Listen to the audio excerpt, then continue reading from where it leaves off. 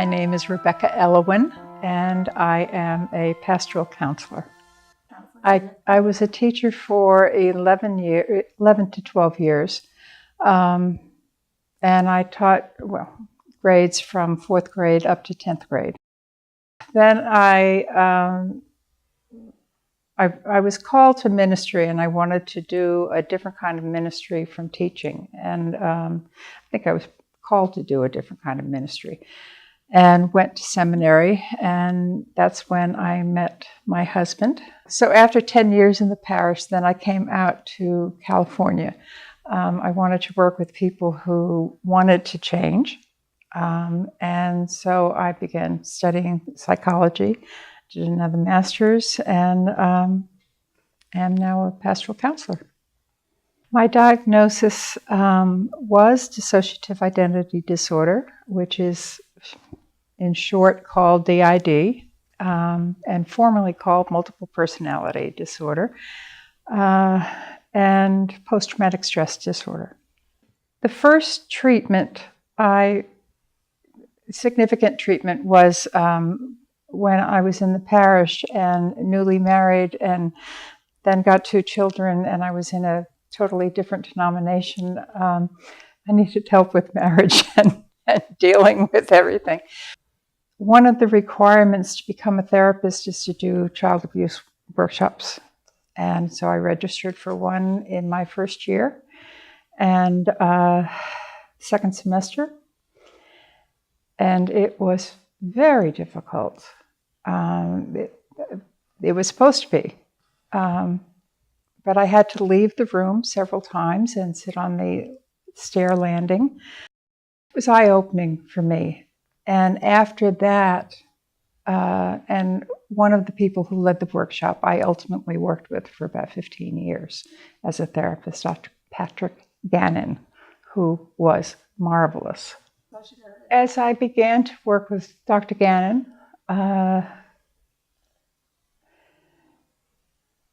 he would ask me questions, and there was a day, a session that I had, and there was somebody else there, besides me and Dr. Gannon.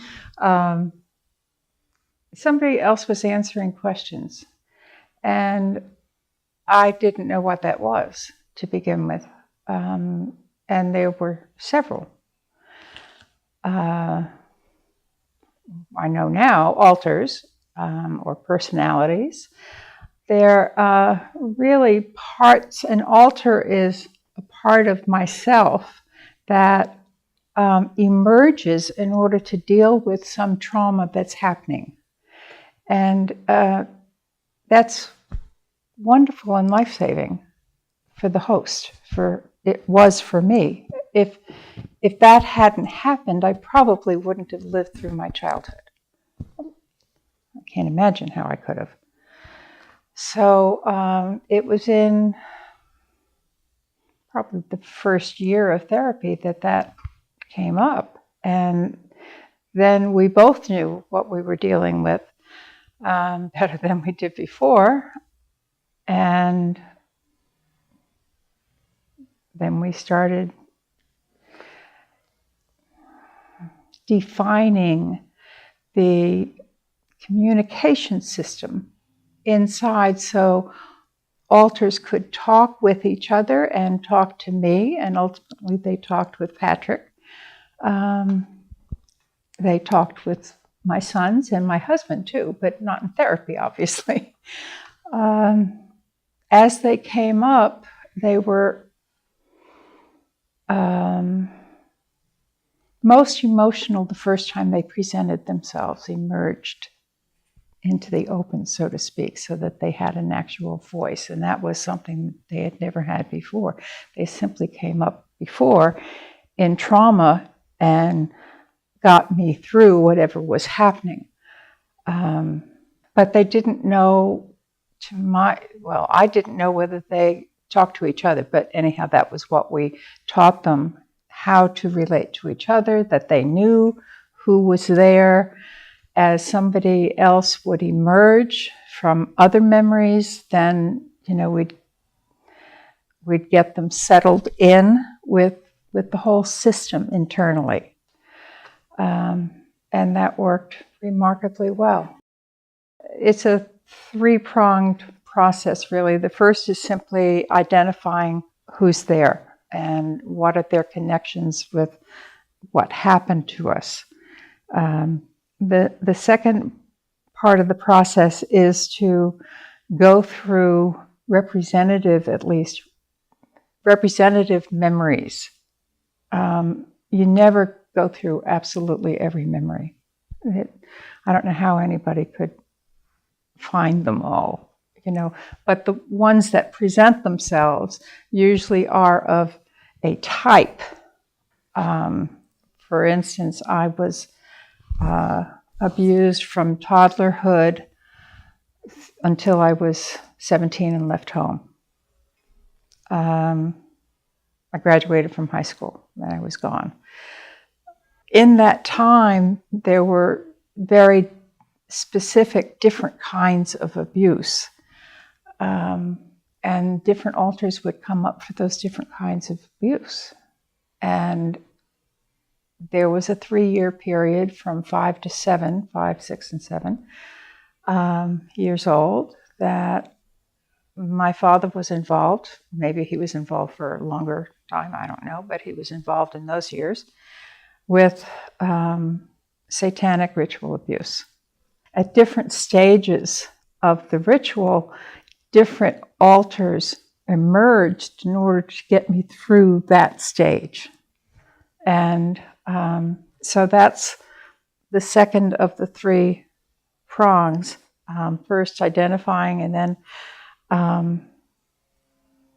going through those memories and letting the altars who experienced them have the feelings that they had to keep in for 40 years.